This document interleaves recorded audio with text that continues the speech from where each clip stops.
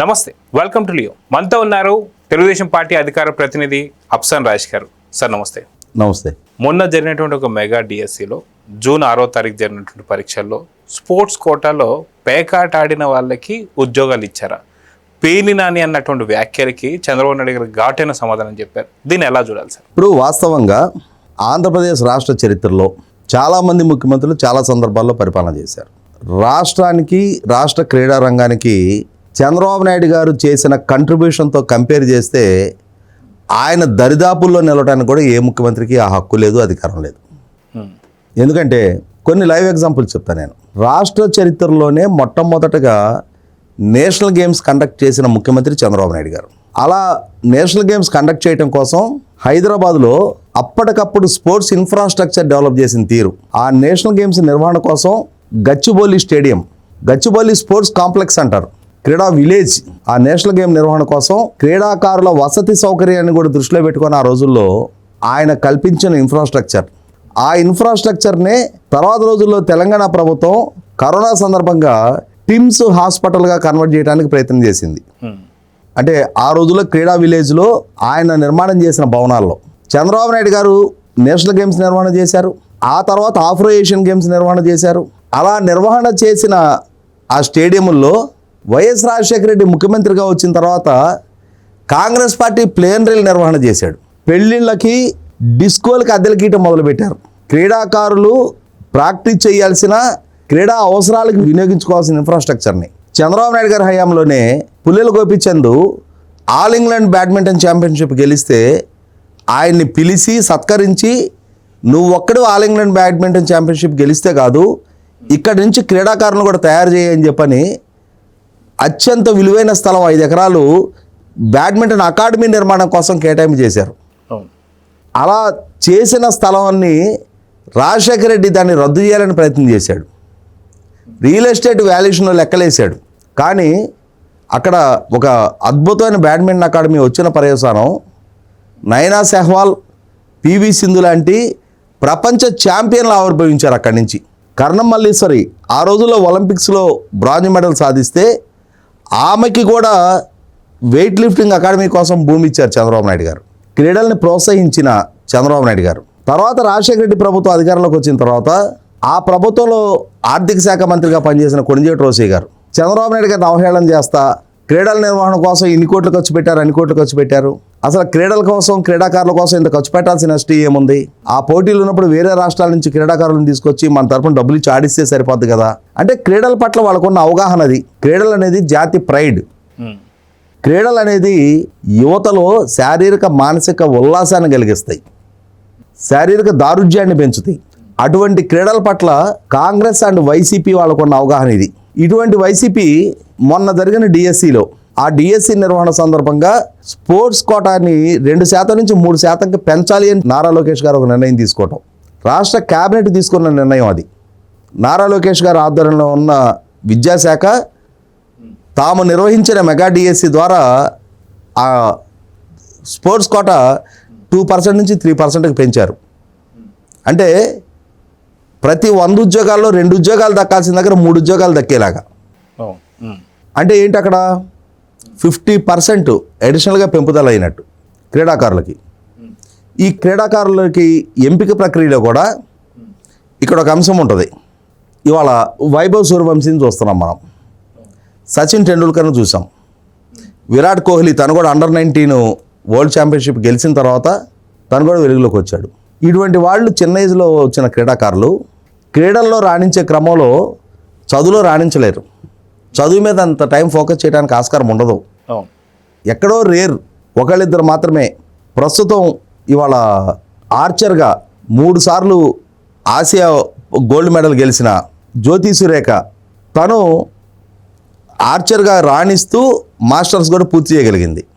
అది ఎక్కడో రేర్ అకేషన్లో జరుగుద్ది.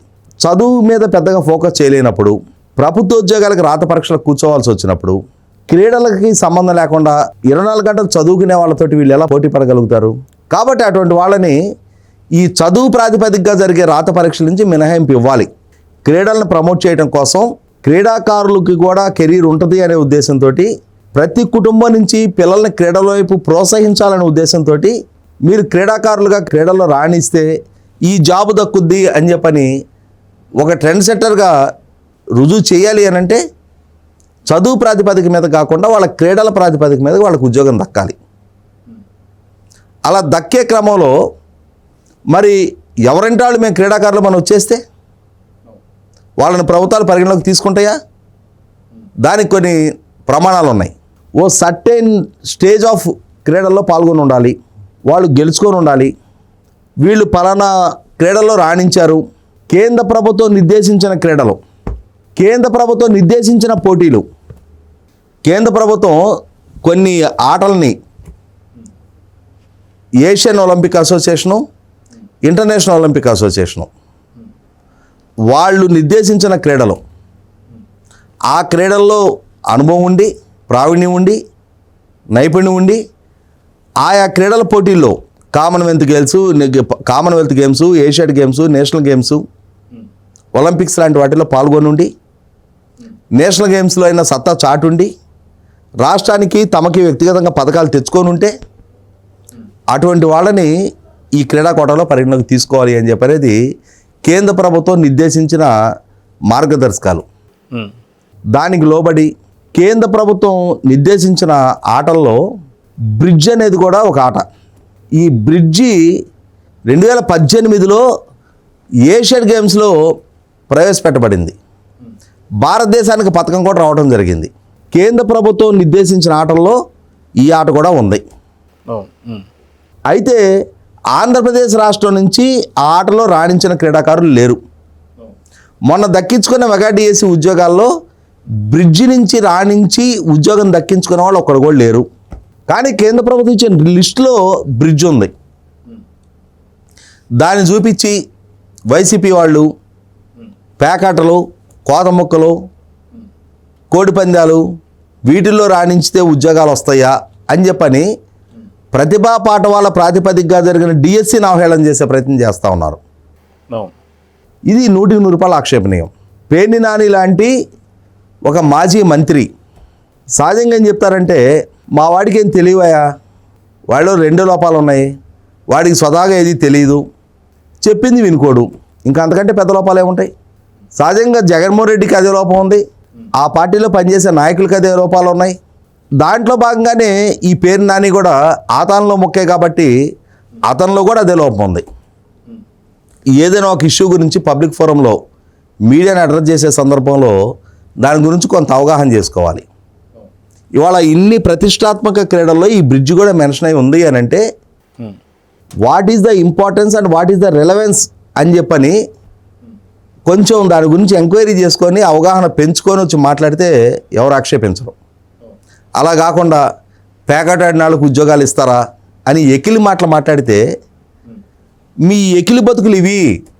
మీకు హేళన చేయటం, అవమానకర వ్యాఖ్యలు చేయటం, మీ అవగాహన రాహిత్యాన్ని ప్రజల ముందు ప్రదర్శించుకోవటం తప్ప మీకున్న విషయ పరిజ్ఞానం ఇది అని ప్రజల్లో మిమ్మల్ని మీరు పలచన చేసుకుంటా ఉన్నారు. మిమ్మల్ని ఓడించి మిమ్మల్ని ఇళ్ళకి పరిమితం చేసి మేం తప్పు చేయలేదు, మమ్మల్ని పాలించే స్థాయి అవగాహన పరిజ్ఞానం మీకు లేదు అని చెప్పని వాళ్ళ ప్రజలు కూడా రిలీజ్ అవ్వడానికి ఈ పేరు నాని లాంటి వ్యాఖ్యలు కారణమవుతూ ఉన్నాయి.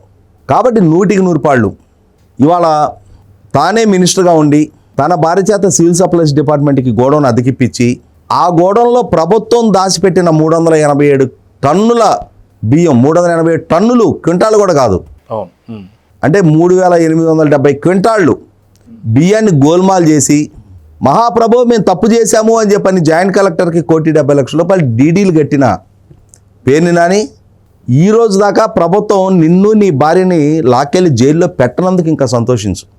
ఈ విషయంలో మా ప్రభుత్వాన్ని కూడా మేము కొంత ఆక్షేపించుకునే పరిస్థితి.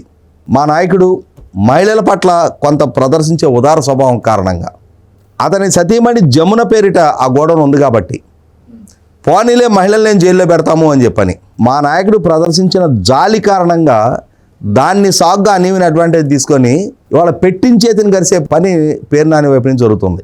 ఇటువంటి వాళ్ళు చేసే దొంగతనాలని వాళ్ళని దొంగలుగానే పరిగణించాలి. అక్కడ మహిళల పురుషులు అనేది అప్రస్తుతం. ఈ విషయాన్ని మా నాయకత్వం దృష్టి కూడా తీసుకెళ్తాం. ఇవాళ 15,941 మంది టీచర్లు వాళ్ళ ప్రతిభా పాఠవాలతో ఉద్యోగాలు దక్కించుకుంటే first time in the history of state 3% sports కోటాతో 400 మందికి పైగా టీచర్లుగా నియామకం దక్కించుకుంటే, క్రీడాకారులుగా క్రీడల్లో తమకంటూ ప్రావీణ్యం ఉంటే తమ లైఫ్కి కూడా స్థిరత్వం వస్తుంది, ప్రభుత్వ ఉద్యోగాలు దక్కించుకోవడానికి ఆస్కారం ఉంటుంది అని చెప్పని ఎన్డీఏ కూటమి నిర్ధారణ చేస్తుంటే, రుజువు చేస్తుంటే, అది మరింత మంది ఔత్సాహిక క్రీడాకారుల్లో ఉత్సాహం నింపడానికి మార్గం సుగమం చేస్తుంటే, దాన్ని హేళన చేస్తున్న వైసీపీ, దాన్ని వివాదాస్పదం చేస్తున్న సాక్షి, దాని మీద రాజకీయ ఉద్యమాలకి పిలుపునిస్తున్న వైసీపీ జగన్మోహన్ రెడ్డి అతని ఆదేశాలని శిరోధార్యంగా భావిస్తూ తన అజ్ఞానాన్ని బయటపెట్టుకుంటున్న పేరు నాని లాంటి వాళ్ళ ఈ వ్యాఖ్యలు చూస్తుంటేనే మోకాలికి బోడిగుండికి ముడిపెట్టాలి అనుకుంటున్నా. వైసీపీ వైఖరి, వాళ్ళ నాయకుల అజ్ఞానం ప్రజల్లో చర్చనీయాంశంగా మారుతూ ఉంది. సో చూద్దాం సార్, ఖచ్చితంగా ఇలాంటి నీచమైనటువంటి రాజకీయాలు ఎక్కడైనా సరే మానుకోవాలని చెప్పి వైసీపీకి పిలిచిన హితోని వాళ్ళు తీసుకుంటారు లేదని చూద్దాం మరి. నమస్తే sir. Please subscribe to Leo News for more videos.